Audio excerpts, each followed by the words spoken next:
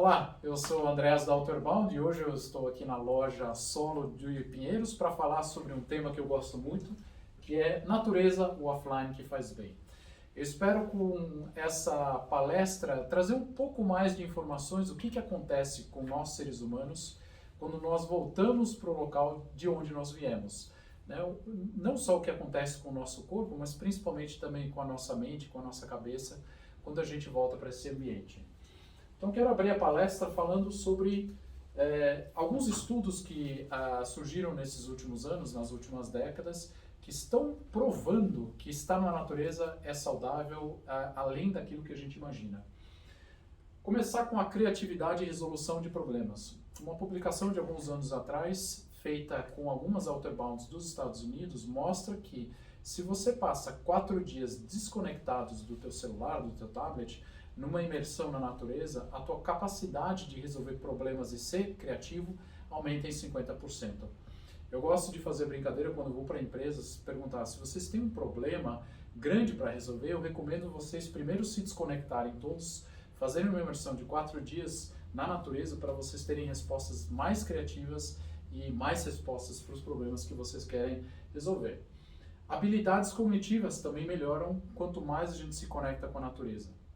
Tem estudos que mostram que crianças que têm uma árvore na frente da janela do quarto onde elas estudam têm uma performance acadêmica melhor, pelo simples fato de estarem olhando para uma árvore verde. Então, alguma coisa acontece ali que estimula o cérebro, que reverte numa melhor performance acadêmica. Então, a gente falou performance acadêmica, as habilidades cognitivas. O ambiente natural ele é mais complexo e menos controlável, vamos dizer assim. Então, a tua flexibilidade, tua capacidade de trazer respostas para uma mudança de tempo, para uma trilha errada, ela estimula demais as nossas habilidades cognitivas.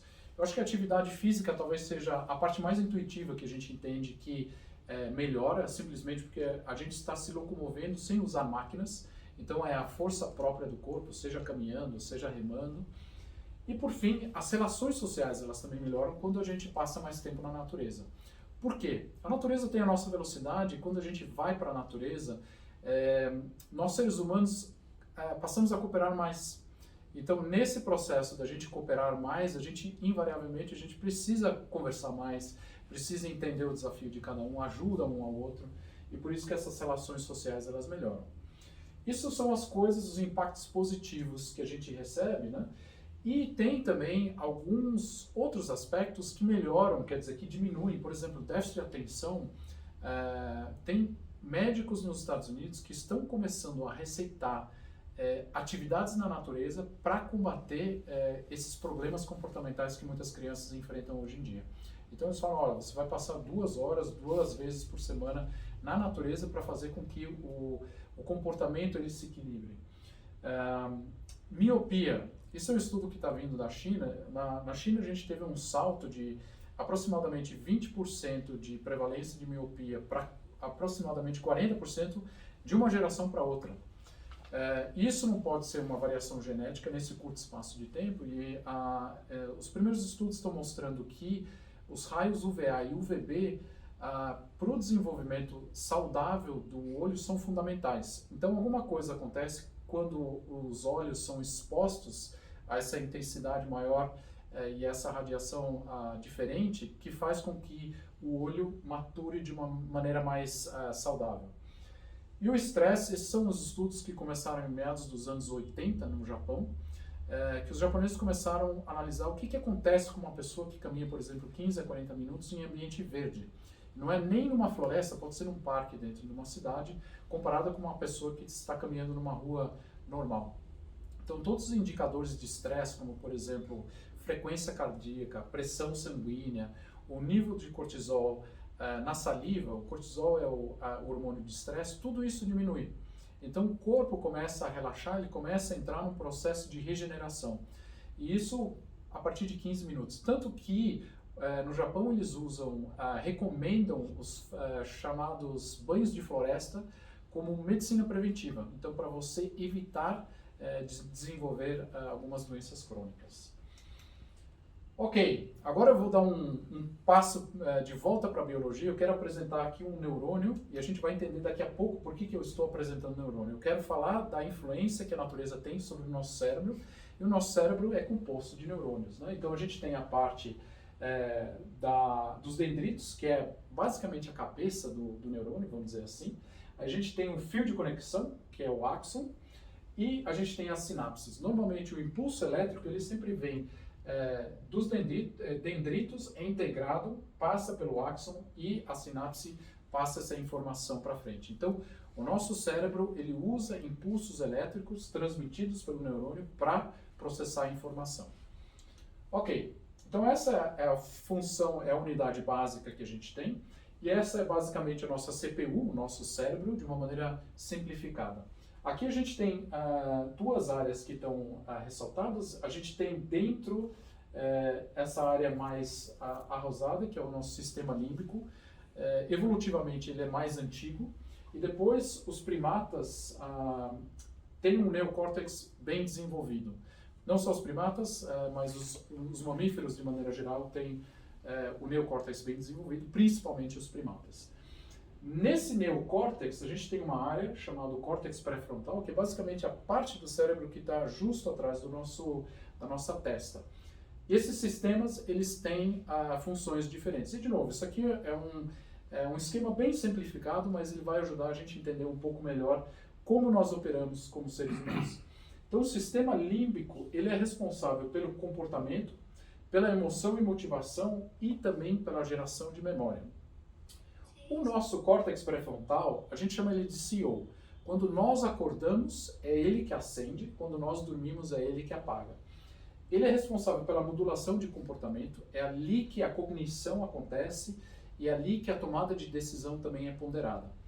Então, de maneira bem simplificada, a gente pode falar que o córtex pré-frontal é a nossa parte racional, enquanto que o sistema límbico é a nossa parte emocional. E agora vem um fato que é o seguinte: nós temos projeções, axons entrando do sistema límbico para dentro do córtex pré-frontal, então sinais saindo do nosso sistema emocional para dentro do nosso sistema racional e vice-versa.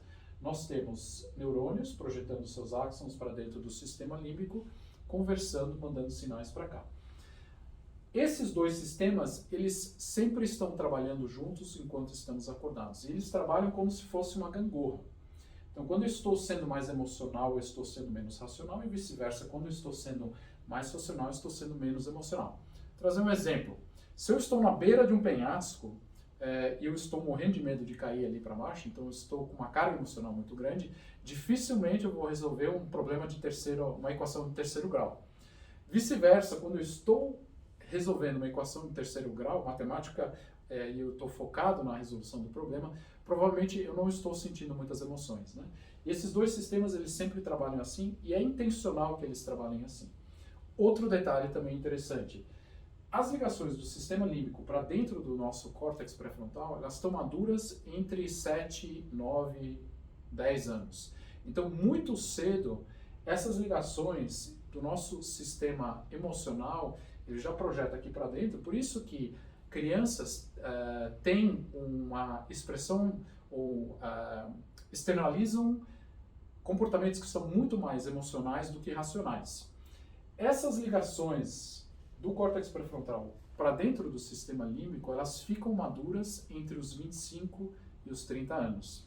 Quer dizer que eu só consigo controlar as emoções que eu vou externalizar muito tarde na minha vida. Então, quando a gente pensa na própria vida, quando que eu mais fiz, ou eu tive comportamentos que logo 2, 3 segundos depois eu falei, eu não deveria ter feito isso. É justamente entre esses 10 anos até os 25. A partir dali a gente consegue modular muito melhor o nosso comportamento. Por quê? Porque essas ligações finalmente são maduras, né? E com isso a nossa gangorra, ela funciona muito melhor. Então, eu gosto sempre de dizer, quando a gente tem algumas pessoas, alguns adolescentes dentro do público, eu gosto de falar, olha, se da próxima vez você receber uma bronca porque você não se comportou bem, você pode falar, olha, pai, mãe, peço desculpas pelo meu comportamento, O problema é que os meus neurônios do córtex pré-frontal que projetam para dentro do sistema límbico ainda não estão maduros, por isso esse comportamento ele foi um pouco mais emocional. Enfim, outro fato muito importante, aqui está escrito também que o sistema límbico ele é responsável pela memória. Dentro do sistema límbico nós temos uma área que ela é ativada quando nós temos uma carga emocional grande e que vai gerar dentro do neocórtex depois, e principalmente quando nós estamos dormindo, as ligações necessárias para a gente lembrar de coisas. A gente vai entrar um pouco em detalhes daqui a pouco, mas o importante de entender agora é, quanto maior a carga emocional de alguma coisa que eu vivo, de alguma experiência que eu tenho, fica sinalizado para o meu cérebro que aquela informação é muito importante. Então eu vou lembrar daquilo de uma maneira mais profunda, mais intensa. Dá o próximo passo. A gente falou de aprender de gerar memórias. O que a gente está vendo aqui é a progressão de neurônios, mais precisamente as conexões que os neurônios fazem de uma criança que acabou de nascer até os 2 anos. Então se a gente dá uma olhada para o número de neurônios, ele não muda muito de uma idade para a outra, né? Com a progressão dos meses. Mas o que aumenta demais são as conexões entre todos esses neurônios. Tá? Então, uma das maneiras com a qual é explicado o aprendizado ou aprender, a gente criar essas memórias e armazenar a informação é justamente a criação de novas conexões entre diferentes neurônios. Tá? Quando nós somos crianças, esse processo é extremamente rápido, principalmente nos primeiros anos, depois vai desacelerando, né? Mas a criação de novas conexões, ela nos acompanha até o último dia da nossa vida. O que muda é a velocidade da criação dessas novas conexões, mas nós somos capazes de aprender coisas, de gerar memórias até o último dia da nossa vida. Então, em outras palavras, aprender a conectar. Mas o que isso tem a ver com estar na natureza? No início da palestra eu falei sobre quando nós vamos para a natureza, os japoneses mostraram isso, nosso corpo começa a relaxar. Quando nós começamos a relaxar, o corpo não está mais naquela situação de fuga ou luta. Isso é importante por quê? Porque ao relaxar, o nosso corpo, de repente, ele tem energia e tem os recursos para criar justamente essas novas conexões. Então, quanto mais relaxado nós estamos, quanto menos ameaçado nós nos sentimos, mais facilmente nós aprendemos. Quando voltamos para a natureza de uma maneira muito subliminar e quase inconsciente, o nosso corpo começa a relaxar. Né? Eu não estou falando de situações extremas, de subir agora num pico super alto, mas ir para um parque, ir para uma floresta, fazer uma caminhada, fazer uma remada, por exemplo. Nesse momento, nosso corpo está relaxando e nessa janela de oportunidades, se a gente entrar com experiências estruturadas ou intenção, nós aprendemos muito mais rápido. Isso é uma cena típica de um programa Outer Bound, principalmente de adultos, né? A gente tem um grupo aqui de pessoas, a gente chama isso de bater cabeça. Né? Eles estão todo mundo com mapa e bússola na mão, olhando para onde que eles vão. Então, nesse momento aqui, esse grupo está tentando entender o terreno com o mapa deles para tomar uma decisão para onde que eles vão caminhar. Dentro do Outer Bound, a gente gosta de trazer intencionalidade nesses processos de aprendizagem na natureza da seguinte maneira. Tem uma coisa que chama o ciclo de aprendizagem experiencial. Esse animal aqui é só por acaso que ele está ali. Então, a Serra do Papagaio, de vez em quando você encontra uma mula ou um cavalo.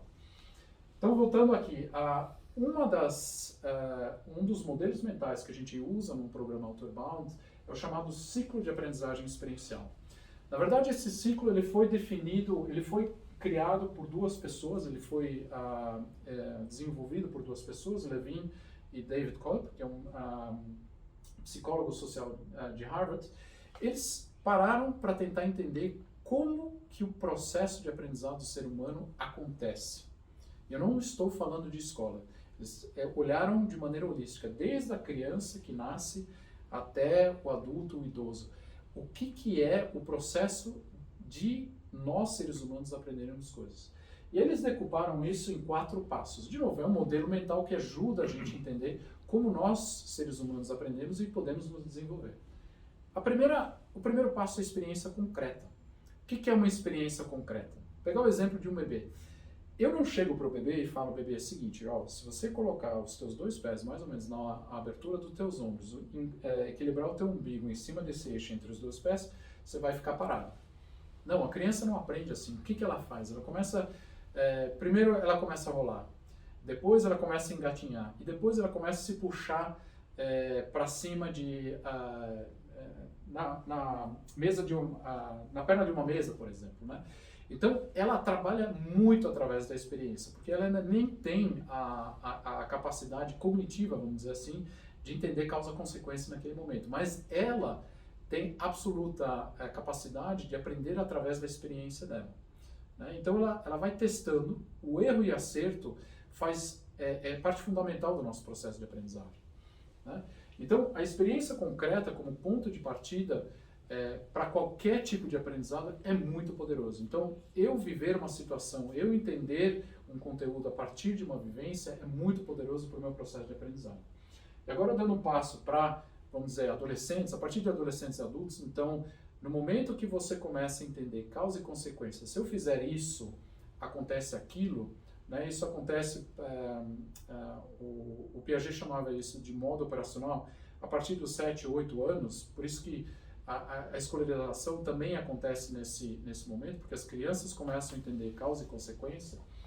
Se a partir de uma experiência concreta você parar para refletir e pensar sobre aquilo que aconteceu, tanto em termos de fatos, né, o que aconteceu, e também como eu me senti, então explorar as emoções, porque as emoções são importantes, eu falei antes, se eu consigo ligar uma emoção a um aprendizado, o aprendizado é mais profundo e ele é mais rápido. Por quê? Porque eu estou acionando o meu sistema límbico, e o sistema límbico entende, essa informação é importante, eu preciso guardar. Então, quando eu faço isso, quando eu paro para refletir sobre o que aconteceu e como eu me senti, e não só eu isoladamente, mas falando desse grupo, por exemplo, eles tomaram uma decisão, pegaram a trilha errada, desceram 2 quilômetros com mochilas pesadas nas costas e falaram, olha, pegamos a trilha errada, né? Então, a experiência, ela é muito poderosa de falar, olha, essa tomada de decisão teve essa consequência, agora a gente vai ter que voltar 2 quilômetros para depois andar mais 4 até chegar ao acampamento, né? Depois, quando a gente conversa sobre isso, tentar entender, mas como que foi esse processo de tomada de decisão? Putz, tinha só uma pessoa que tinha entendido o mapa e tinha entendido a direção certa, a gente não escutou. Mas por que a gente não escutou? Nossa, que a gente estava tão convencido que era ali o caminho. Então, quando você para analisar e não só verbaliza aquilo que você viveu e sentiu, mas também escuta das outras pessoas, a vivência e o aprendizado ficam muito mais rico, né? Porque eu estou vendo isso também de outras perspectivas. E aí, o próximo passo seria conceitualização abstrata, é de pensar onde que esse padrão de comportamento já emergiu ou que poderia emergir. Então perguntar, nossa, em algum momento da sua vida você também se deparou que tinha uma pessoa no grupo que sabia o caminho, mas o grupo preferiu tomar o outro, né? O que significa isso? Como é que eu posso evitar isso no futuro, né? De talvez ter uma voz que seja contrária, mas talvez essa seja a voz certa, né? Então, quando eu entendo isso de uma maneira mais abstrata, não só situacional, né? Aconteceu ali, a gente errou a trilha naquele momento, mas abstrair isso de quando que a gente às vezes não escuta aquela uma pessoa que está com a resposta certa, né? Daí eu passo para chamada experimentação ativa. Então, eu vou começar a aplicar aquilo que eu entendi, aquilo que eu aprendi, né? E isso vai gerar a nova experiência concreta e depois eu posso parar para refletir, nossa, hoje, nesse dia seguinte do nosso erro da caminhada, a gente acertou todas as encruzilhadas. Por quê? Porque a gente escutou todo mundo e ao escutar todo mundo a gente conseguiu integrar toda a informação e a gente não errou uma vez a trilha, né? Então, a partir dessa nova experiência, o que eu aprendo, né? Eu acho que hoje em dia o maior desafio que a gente tem na nossa sociedade moderna é ter esse tempo de parar para refletir. Então, a gente sempre está muito na experiência, por exemplo, Instagram, passando o dedo, um estímulo atrás do outro, sem parar para pensar, putz, mas será que isso está agregando para a minha vida, né? Então, a gente tem pouco tempo para essa observação reflexiva, né, para refletir sobre aquilo que está acontecendo e também contextualizar um pouco. Está fazendo sentido o que eu estou fazendo nesse momento, para a minha vida, no meu trabalho, enfim, X. Quando a gente volta para a natureza, a gente desacelera. ao desacelerar, esses espaços eles vão aparecendo naturalmente. Então a gente tem tempo para pensar sobre nós mesmos, sobre as nossas tomadas de decisão e por aí vai. Muito bem. Passando agora para um outro modelo mental que nós usamos bastante também na Outerbound, zona de conforto. O que é isso? O que é a zona de conforto? Como é que a gente amplia a nossa zona de conforto? Por que seria bom sair da zona de conforto, né? Então, a zona de conforto, a gente entende como tudo aquilo que a gente faz muito facilmente, de maneira rotineira.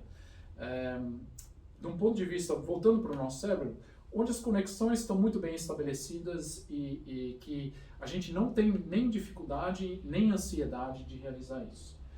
A zona de aprendizado, que engloba essa zona de conforto, é tudo aquilo que eu consigo fazer a partir das habilidades e capacidades que eu já tenho bem desenvolvidas, dentro da minha zona de conforto. Tá? Então, morfologicamente dizendo, provavelmente você não tem as conexões ainda bem estabelecidas, ou nem tem essas conexões. E lá fora a gente tem a chamada zona do pânico. Então, uma realidade assim, tão longe daquilo que eu faço, que eu já vivi na minha vida, que se me colocarem ali, provavelmente eu vou travar. Então, em Campos do Jordão, na verdade em São Bento de Sapucaí, a gente tem a Pedra do Baú. Lá na frente da Pedra do Baú dá para você fazer um rapel no nariz dele, até uma plataforma um pouco mais abaixo. Só que essa plataforma, esse nariz e a plataforma não estão exatamente alinhados, estão um pouco afastados um do outro. E aqui para baixo vão 200 metros.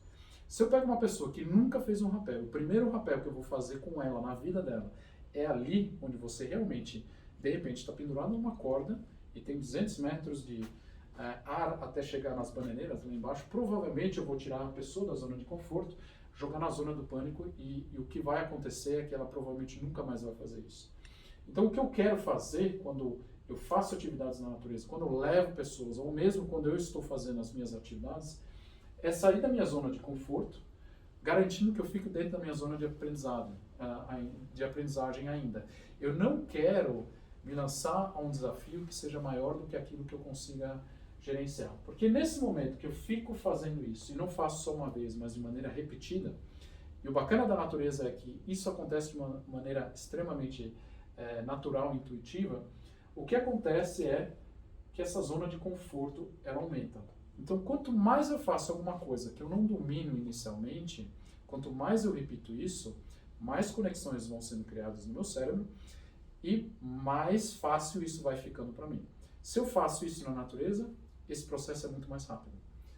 Quanto maior a minha zona de conforto, maior é a minha zona de aprendizado. Então, quanto mais habilidades e capacidades eu tenho, mais eu posso me propor a fazer. E quanto mais eu posso propor a fazer, mais longe fica a minha zona do pânico. E assim que a gente entende o crescimento pessoal. Então, eu tenho essa ferramenta do ciclo de aprendizagem experiencial. Então, a partir de uma experiência, eu vou refletir o que aconteceu, como eu me senti, o que isso significa num contexto maior e como que eu posso me lançar ao desafio. Então, como é que eu consigo sair de novo da minha zona de conforto, me propor desafios cada vez maiores, porque quanto mais eu saio da minha zona de conforto, e o corpo ele dá um feedback visceral. Sabe quando dá aquele friozinho na barriga? Esse é o momento que eu estou saindo da minha zona de conforto. Então, meu corpo ele dá esse feedback. Quando eu entendo que sair da minha zona de conforto é uma coisa boa, por quê? Porque quanto mais eu sair, maior vai ficar a minha zona de conforto. Quanto maior a minha zona de conforto, maior a minha zona de aprendizagem. Quanto maior a minha zona de aprendizagem, mais longe eu estou do pânico. Então, mais eu me desenvolvo como pessoa. Então, procurando isso e fazendo isso na natureza, eu consigo acelerar processos. Ok, falando sobre isso, esse é o senhor, o David Kolb, que escreveu esse livro chamado Experiential Learning, onde ele decupou basicamente esse sistema muito simples de você entender como é que eu consigo entender um processo de aprendizagem, como é que eu consigo autogerenciar esse processo de aprendizagem. Inclusive, adolescentes entendem isso e passam a usar essa ferramenta. Eu acho que uma coisa importante também, que eu gosto de frisar, profissionalmente, os maiores obstáculos que eu vejo em pessoas é não acreditar em si mesmo. E às vezes, o segundo maior desafio talvez seja não ter o interesse em se desenvolver. Então essas são duas coisas que travam as pessoas. Quando elas começam a entender que existem ferramentas relativamente simples que eu posso aplicar para o meu desenvolvimento e que existem ambientes que eu consigo acelerar isso, que é a natureza, a gente entra num ciclo virtuoso de autodesenvolvimento, e aí eu passo não só a me desenvolver, mas eu vou querer desenvolver meus familiares, meus amigos, a gente se propõe a fazer coisas cada vez mais bacanas, né? E a gente volta para esse senhor. Esse livro ele é citado mais que 33 mil vezes, a última vez que eu chequei no Google Scholar. Isso é uma referência, e ele diz que a essência da aprendizagem é a experiência. Se a gente para pensar, pegar de novo aquele exemplo da criança, do bebê aprendendo, eles aprendem através da experiência. Então, quanto mais eu me jogo em novas experiências, principalmente aquelas que eu não controlo 100%, mas que são gerenciáveis, mais eu cresço, mais eu me desenvolvo como pessoa. Isso pode ser no ambiente profissional, pode ser no ambiente familiar, pode ser no ambiente com os amigos, pode ser, enfim. O importante é entender que eu, ao me lançar a novos desafios, eu estou crescendo como pessoa. Muito bem, quem somos nós da Outerbound para estar falando sobre desenvolvimento pessoal? Nós somos uma rede de escolas outdoor ao redor do mundo. Hoje nós estamos presentes em 35 países e por ano a gente atende 150 mil pessoas. O ano de fundação da Outerbound foi em 1941, então a gente acabou de festejar os nossos 80 anos. Aqui no Brasil a gente chegou no ano de 2000 aqui no Brasil a gente festejou os nossos 20 anos. O fundador da Outerbound é um senhor chamado Koh Tan. Ele, na verdade, ele nasceu em 1867, se não me engano, ou 76, era alguma coisa assim, no século retrasado, inclusive. E ele, nos anos 20, então 1920, ele começou a sentir uma angústia que era o seguinte: com a invenção dos jornais, principalmente dos jornais e dos bondes, ele começou a se preocupar, falando que os jovens estão cada vez mais fracos, no sentido de que não caminhavam mais para a escola, mas pegavam bonde, e que estão cada vez mais distraídos porque estão lendo jornais, então informações muito curtas, e não estão lendo mais livros, né? Eu tento imaginar o que o Koh Tan diria hoje em dia, né, em relação a isso, mas por causa disso, por causa dessa inquietude, ele criou o primeiro internato dele no sul da Alemanha, numa cidade chamada Salem, onde ele uniu duas coisas. Aqui no Brasil a gente gosta de falar de educação, e educação a gente pensa muito naquilo que acontece na escola, mas educação também é a transmissão de valores, né? Eu respeito os mais velhos, quais são os valores da minha sociedade, e ele queria unir a educação, então a transmissão de valores, com a transmissão de conhecimento, que seria a formação, de uma maneira integral e também usando a natureza como processo de desenvolvimento do caráter. Então, ele, nos anos 20, ele cria o primeiro internato dele, justamente entendendo que para o desenvolvimento saudável do jovem, não só do ponto de vista físico, mas também de mental, de caráter, de valores, a natureza era muito importante. E a Outerbound é criada durante a Segunda Guerra Mundial, naquele momento para treinar jovens marinheiros para a vida no mar, através de experiências no mar, mas se viu tanto valor nesse tipo de experiência, não só para jovens marinheiros, mas para jovens como um todo, que a Outerbound, depois da Segunda Guerra Mundial, começou a se distribuir, a se alastrar pelo mundo, principalmente pelas antigas colônias britânicas, e aqui no Brasil, como eu disse, a gente chegou em 1920. Quero fechar essa palestra, foram várias informações, a gente entrou bastante em biologia, mas também em modelos mentais de aprendizado. Então a gente tem a nossa unidade básica de processamento de dados, que é o neurônio. As informações sempre vão numa direção. Quando você tem vários neurônios juntos, você tem o cérebro. No cérebro a gente tem o nosso sistema límbico, onde está alocada a nossa emoção, mas também a geração de memórias. Aí a gente tem o nosso córtex, que processa as informações, principalmente o nosso neocórtex. Esses dois sistemas, eles trabalham numa gangorra, que processos de aprendizado podem ser entendidos como criar novas conexões entre neurônios. Criar novos neurônios, a gente precisa estar relaxado. Quando a gente vai para a natureza, esse ambiente relaxa a gente, então a gente tem uma janela de oportunidade de criar novas conexões. Como a gente pode induzir de uma maneira estruturada novas conexões, viver experiências, parar para refletir sobre elas, contextualizar elas de maneira mais ampla e partir para a próxima experiência. A gente também viu que sair da zona de conforto é uma coisa bacana para a gente se desenvolver como ser humano. Quanto mais a gente sai da zona de conforto, maior ela fica. Quanto maior a minha zona de conforto, maior a zona de aprendizagem. E com isso a zona do pânico vai lá para longe. E com isso eu gostaria de fechar, chegar à conclusão dessa palestra que a natureza é um offline que não só faz bem, mas que faz muito bem. Com isso, agradeço vocês pela sua atenção. Muito obrigado, pessoal.